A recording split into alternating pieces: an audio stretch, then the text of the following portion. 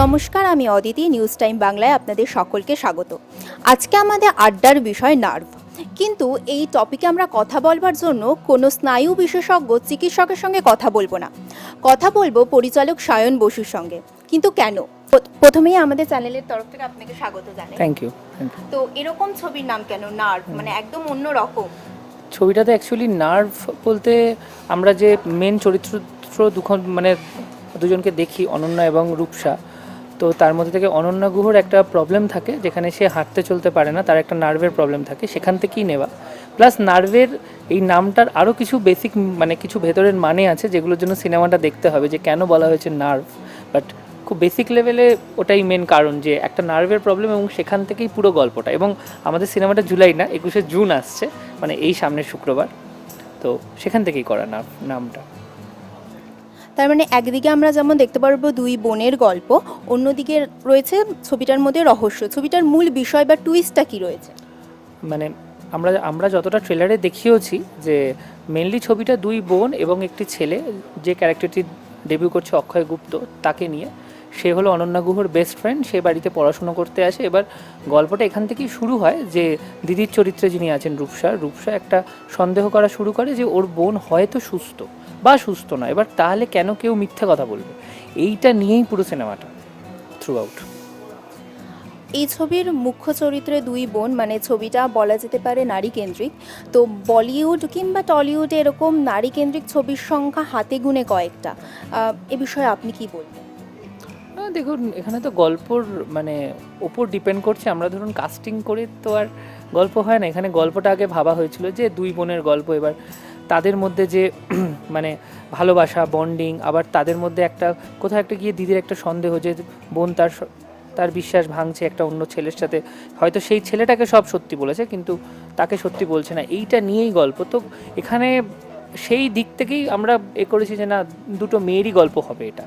এবং হ্যাঁ, একটা ইম্পর্টেন্ট চরিত্র অক্ষয়ও রয়েছে, অক্ষয় গুপ্তও রয়েছে, ও এখানে একটা লিড ক্যারেক্টারই করছে। বাট হ্যাঁ, গল্পর বেসটা হয়তো দাঁড়িয়ে বলতে পারেন যে দুই বোনের ওপর। তো সেই জন্যই করা এটা বোনের।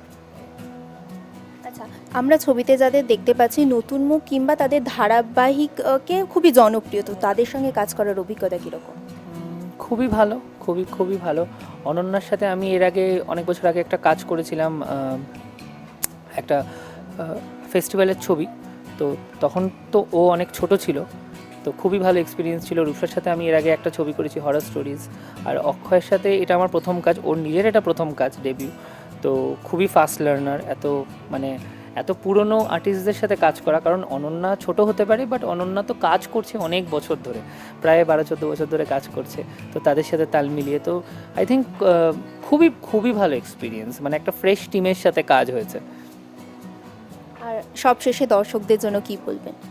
দর্শকদেরকে এটাই বলবো যে আপনাদের নিকটবর্তী সিনেমা হলে গিয়ে ছবিটি দেখুন, দেখে আপনাদের কেমন লাগছে সেটা জেনুইনলি আমাদেরকে জানান। কারণ এখন সোশ্যাল মিডিয়ার যুগে খুব ইজি, বা ধরুন টিকিটিং অ্যাপগুলোতে গিয়ে আপনারা আপনাদের রিভিউ লিখতে পারেন, বা ফেসবুকে বা ইনস্টাতে আপনাদের রিভিউজ লিখতে পারেন। সেখানে লিখে আমাদেরকে জানান যে আপনাদের ছবিটা কেমন লাগলো। কারণ অনেক পরিশ্রম করে বানানো হয়েছে ছবিটা, এবং অনেক দিন ধরে বানানো হয়েছে একটু একটু করে। তো এখন সেই ছবি মুক্তি পাচ্ছে, তো আমাদের কাছে সেটা একটা খুব এক্সাইটিং ব্যাপার। তো প্লিজ আপনারা গিয়ে দেখুন এবং বাংলা ছবি সাপোর্ট করুন, আর ভালো ছবিকে সাপোর্ট করুন। Thank you. ছবি মুক্তির আগে তোমার চরিত্রটা সম্পর্কে যতটুকুন তুমি যদি আমাদের দর্শকদের বলো।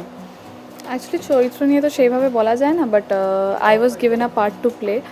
আর হ্যাঁ, এরকম চরিত্র আমি এর আগে কখনো করিনি। আর গোটা চরিত্রটাকে বুঝতে গেলে দুটো শব্দে বলা একদমই সম্ভব না। আমার মনে হয় ছবিটা সবার এসে দেখতে হবে। বাট হ্যাঁ, it is well appreciated by my director and all my co actors. So আমার মনে হয় ছবিটা দেখা is way more important than talking about the character. এই ছবিতে তোমাকে একদম অন্যভাবে দেখা গেছে, হুইল চেয়ারে করে তোমাকে দেখতে একদম অন্যরকম লাগছে। যেরকম তোমাকে ধারাবাহিকে একদম অন্যরকম প্রাণবন্ত বেশ কিছু চরিত্র আমরা দেখতে পেয়েছি। তো তুমি নিজেকে কিভাবে প্রিপেয়ার করেছিলে? আমি একদমই প্রিপেয়ার করিনি, কারণ আমি রিয়েল লাইফে খুব একটা প্রাণবন্ত নই।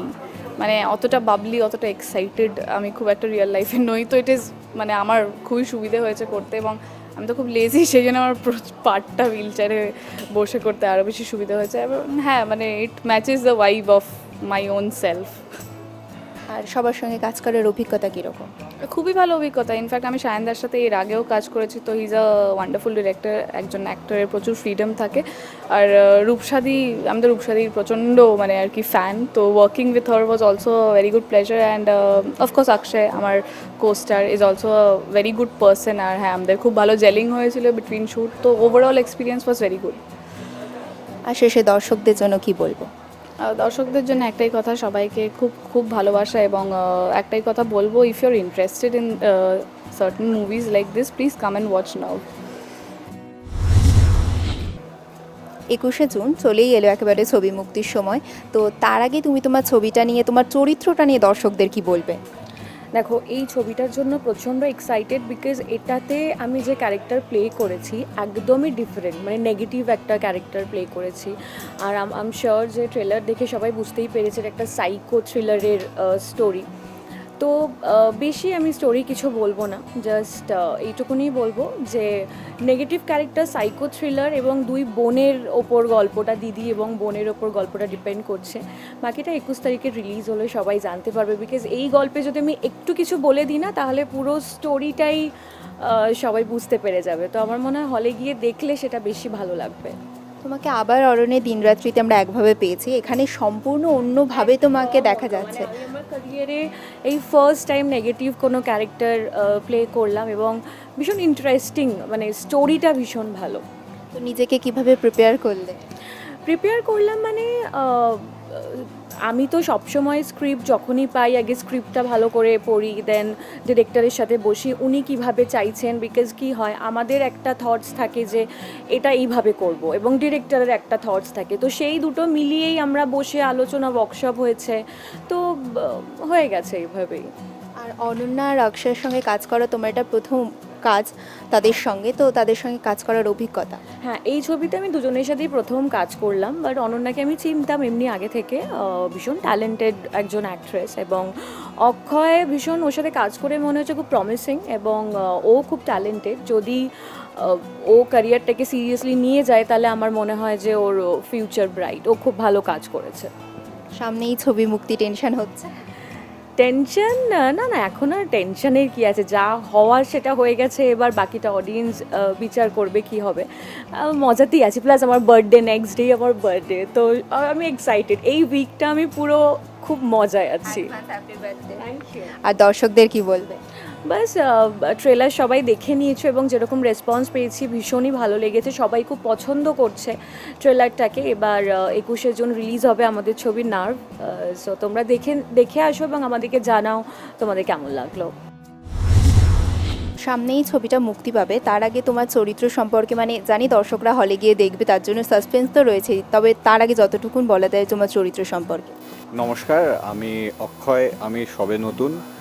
আর নার্ভ সিনেমাটা মানে আমার কাছে খুব কাছের, কারণ আমার ডেবিউ ফিল্ম, সবারই ডেবিউ ফিল্ম একটা সবারই কাছের ছবি হয়ে থাকে। অ্যান্ড এটাতে আমার একটা সুইট লাভার বয়ের ক্যারেক্টার আছে। অ্যান্ড আপনারা থিয়েটারে আসুন, আপনারা সকলে আই থিঙ্ক ট্রেলারটা দেখেইছেন, আর গানটাও সবাইকে ভালো লেগে গেছে এখন পর্যন্ত। তো সকলে থিয়েটারে আসুন, 21 তারিখ আমাদের সিনেমা রিলিজ, হোপফুলি সবাইকে ভালো লাগবে।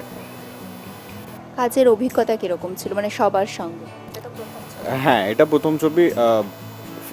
সব থেকে প্রথমে আমি বলতে চাই রূপসাদি এত এক্সপিরিয়েন্স, এত ভালো, মানে আমাকে নিজের ছোট ভাইয়ের মতো বুঝিয়ে গেছে কি প্রত্যেকটা শট কীভাবে দেবে। তারপর অনন্যাও এমনিতেও দেখতে সুন্দর, তারপরে ওর কাজটাও দারুণ, ও আমাকে প্রচণ্ড হেল্প করে গেছে।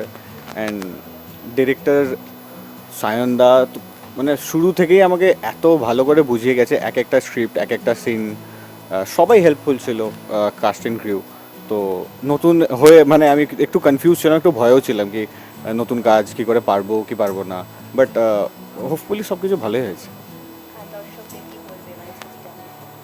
দর্শকদের আমি একটাই কথা বলতে চাই, আমি নতুন মফস্বল গ্রাম থেকে এসেছি, আপনারা প্লিজ সাপোর্ট করুন, একবার ছবিটা দেখে যান, যদি ভালো লাগে খারাপ লাগে তারপরে বলবেন, যদি ভালো না লাগে তাও আমি চেষ্টা করবো পরের বার ভালো করার।